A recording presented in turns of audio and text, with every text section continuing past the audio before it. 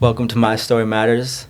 This is the first official podcast of spring semester. Yes, sir. And today on the podcast, we got a couple of the boys in my quad. You guys want to go ahead and introduce yourself? Yeah, I'm Aiden Gentry, sophomore, studying business administration. I was in kinesiology for the first 1.5 years of school, and then I switched to business admin because I saw more of a future in it for me. I'm on the basketball team as well. Jason's my roommate. Yes, Balboa sir. 401. Yeah. Balboa 401, baby. Heck yeah, 401 Yeah. squad, baby. And I'm from Boren, Oregon. Yes, sir. Small town. Born A Oregon. couple thousand people. I'm Jacob Safford. I'm a junior here. I'm a kines major. I'm staying through, but I want to be a chiropractor and help out with the volleyball team too. So it's fun. These two are also like two of the most smartest people I know in like their fields, like in specific fields. Like they just dive deep into it. But anyways, let's do what we came here for. I mean, Yeah. Let's get started. Aiden, let's start with you. You have a couple. You told me your story like when I first met you, and I Mhm. thought it was interesting. So you want to just go ahead and start off. with Yeah. Yeah, so I grew up in Boring, Christian home. Went to a private school until 6th grade, so I was kind of like in this like community of just like, it's kind of sheltered, you know? And Mhm. so like I didn't really see like what the real world was kind of like. The 2008 recession hit. My dad had owned a nursery. Things started to go downhill in like our family and just like Yeah. life in general. We had built our own house on like a nice property, so like we had like the dream like life. My family did. So that recession hit. Nursery went bankrupt. Dad didn't have a job. We were living in my grandparents' basement. Wow. And I was still really young at this point, but my parents began to really just kind of go at each other, and their relationship wasn't healthy at all. They were on the brink of divorce, and so our family was kind of just like falling apart. And then it's like, where's God in all this? Yeah. And were you a Christian at this point in your life? Yeah, I was. Like I would like I was a Christian, but it's not like it was just like, you know, we go to church every week. Yeah. You know, like that's really all it was. It Yeah. wasn't like, oh, I'm like, you know, pursuing God. And I was also pretty young at this age. I was like, this was like from like the recession that like really hit us. Like it wasn't 2008. It was more like 2011, 2012. We moved, then the nursery went bankrupt. So I was like, from the age of like 8 to like 14, our family was really struggling. Yeah. Then my parents, they found these mentors, and their relationship started to rekindle, and they started to grow together again, and re-strengthen that relationship between them two. And then fast forward to high school. I was kind of you know, like I said, I claimed I was a Christian, but I wasn't living like a Christian. Mm-hmm. I would go to parties, do things with girls that I wasn't supposed to do. Yeah. You know, just like having a lustful mindset, and it was just really damaging. I didn't see like the consequences of these actions until later, but also at this point, my sister was so hurt from my parents like fighting and like that unhealthy relationship that she was in a homosexual relationship. And I was really close with her still at that point, and I wasn't close enough with God to be like, this is wrong. And so I kind of just like hung out with her and was like, oh, whatever, you know, my sister is lesbian, you know. And so she kind of, not in a, like, I'm just gonna say it how it is, she kind of drugged me into some of like partying and like getting into alcohol and stuff like that. So we were both really distant from God. Like I would tell you I was a Christian at that point, but I was doing nothing like living like, you know, a faithful Like man. Yeah. So then we go to this, my family goes to this youth revival this was during COVID, like 2021. I went. My dad told my sister she had to go. My sister really didn't want to go because my sister's so far from God at this point. Yeah. She goes to the youth revival. This girl starts talking about her testimony at the youth revival of how she was in a homosexual relationship and how she got rescued from that. Yeah. Then my sister was like pissed because she was like, "Oh, my mom and dad brought me here because they wanted me to hear this like testimony so that like I would change my life." But she then saw that me and my brother like had gone to the cross and like we had like red paint on our hands like signifying like the blood, you know, and it was like this really special moment. And then I walked back from the cross and then my sister's just crying, and I give her like this like me and my brother both give her like the longest hug. She starts like breaking down, and then we go to lunch and then come back to the youth revival, and she's like wants to sit in the front, and then she literally gets like delivered from homosexuality like in that moment. Wow, that's crazy. And that was like, I'm telling you, like part of her testimony, because that was like a big like transformation in our like family's story, and like even in my like testimony, like seeing like how quick my sister went from like a full 180 and like her life was changed, and like it was like you could see like God delivered her from that, and like she stopped smoking, she stopped drinking, like, and then she broke off that relationship all in that moment. Wow. Now she has a husband, she's married, and so it's like that's when I was like really like, well, like God is actually like real. You know, like I'm not just like believing because like I accepted Christ when I was like a young kid. Like I was like, well, like God is real. And so through that process I was through that process of like being saved, it wasn't like for me it wasn't like a quick 180. It was like the slow process of like battling with my faith and like really like wanting to know God, and like to be honest, like there was a point where I was like is this like real, you know? Like I wanted to know for myself that it was real, and so that was like a long process. And that experience kind of like shifted your whole mindset on the Lord. Yeah. That also brings up like an interesting question that I think a lot of I guess like unbelievers have is like, as Christians, how should we treat homosexual like people who are like practicing that?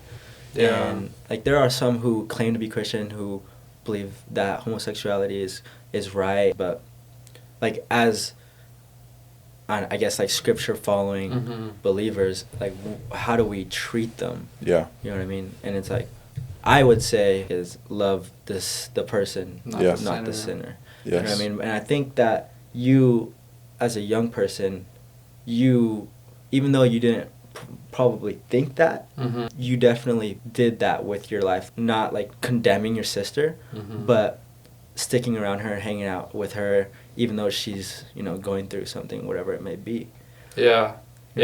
And the crazy thing too was like my mom she would come to me like crying because she like her and my dad were just like praying, because my sister told my parents like after they had been dating for like 6 months.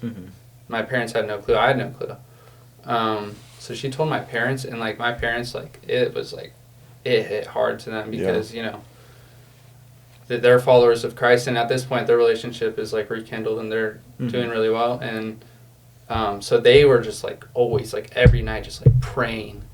And my mom would come to me like crying, and I was like, and even though I was like deep in the sin, I was like it's gonna be all right. I just like knew that Ellie was gonna turn her life around.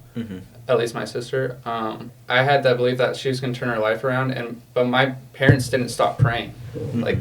And that's like a big testament to like just continual prayer.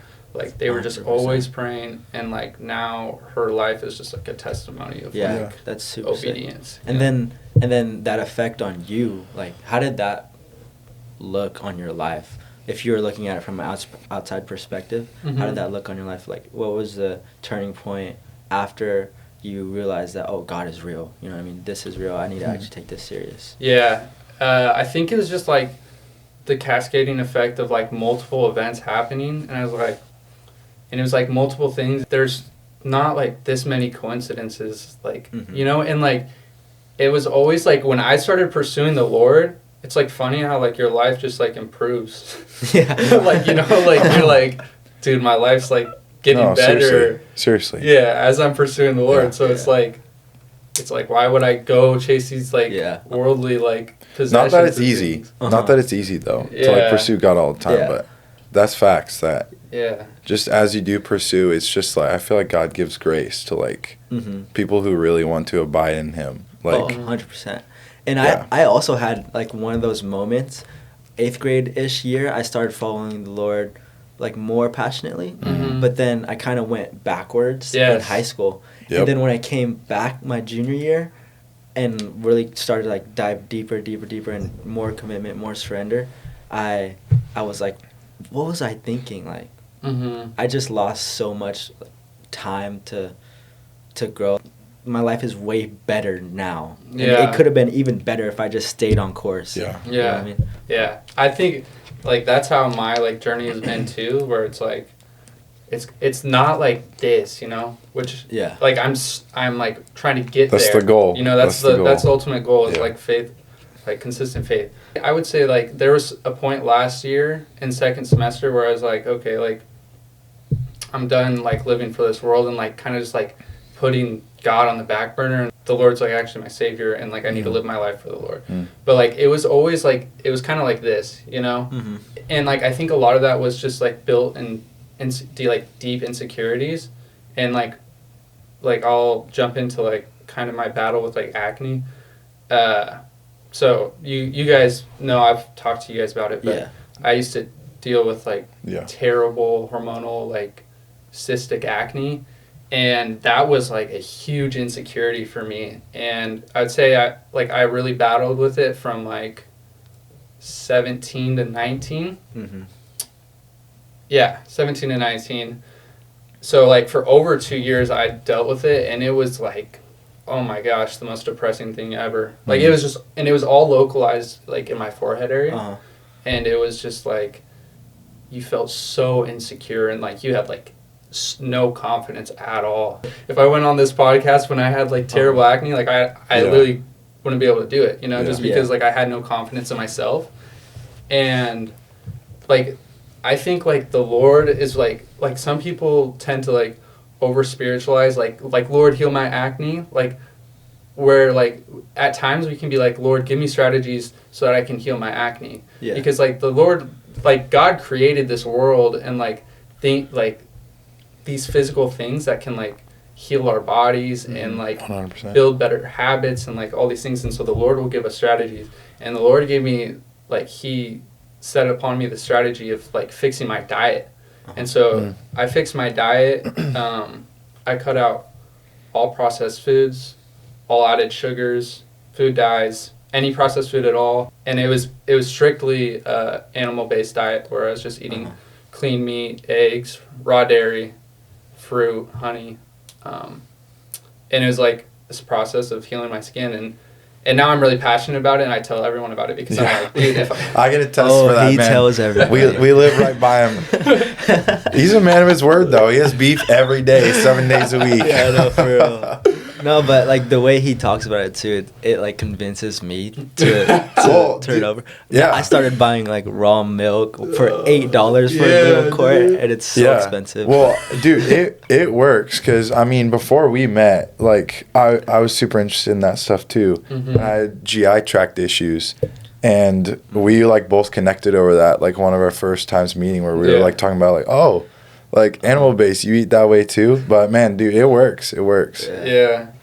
Like I said, like God created these things. He didn't create these like processed foods with like, you know, all these chemicals and stuff. So it's like eating like the foods that God like gave us. Like that's how like I healed my acne, and like now like I mean I'll get like a zit like here and there, but it's like God gives me confidence because I'm a son of God. You know, like it shouldn't be like, oh, my skin's clear now I'm confident. It's like, oh, like I have this confidence in God and who I am and who God calls me, and so once I realized that, then my skin actually started to like clear up. Wow. And that was a huge life-changing moment, I feel like, because if you like haven't had like acne like I had, it's depressing. It got to the point where it was like I was like borderline like suicidal, you know? Wow. Where it's just like what is going on? Like I would avoid every social like gathering, like man. That sounds. And I'd be talking to people, and you know like I could see their eyes like looking at it, and it's just like, it ate at me. Yeah. But like God gives us strategies to like For real. combat these things. I think that's a testament also to how different all of our stories are. Because, I mean, how many people deal with that, what you dealt with? But they may have dealt with something else to the same, degree, but something totally different. Yeah. And I think I've never heard a story where it was like that with acne and diet, but it's just everybody's story is so different. It's just so interesting to hear. Yeah. But I wanted to say a quote that you told me once, and I like started telling people, but it's so funny. It was like he said to me, people always start saying like they're gonna start going on a diet, but it's not really going on a diet. You're just eating how God created you to eat. Exactly. Yes. It's facts though. It's facts. Like I was like that's, you know what? You're so right. Yeah. Yeah, like we're just this is how humans are supposed to eat. We're supposed to eat real food. Yeah. Not this like packaged garbage I mean, stuff. you think about it in history, right? Like when did fast food become a thing? Like the past 60 years ish? Yeah. Like we made it this far. I know, right? So- Like 2,000 years in. and now what's happening? Everyone's got like chronic illness or cancer or diabetes. Yeah. It's like, what did we change? We changed what we ate. Yeah. How we moved. You know, literally. So, Yeah. Anyways, that's cool. Thanks for sharing your story. yes, sir. Love you, Sweet. Gentry. Love being on here. This is fun. Yeah. Yeah, no, being on podcast is fun, huh?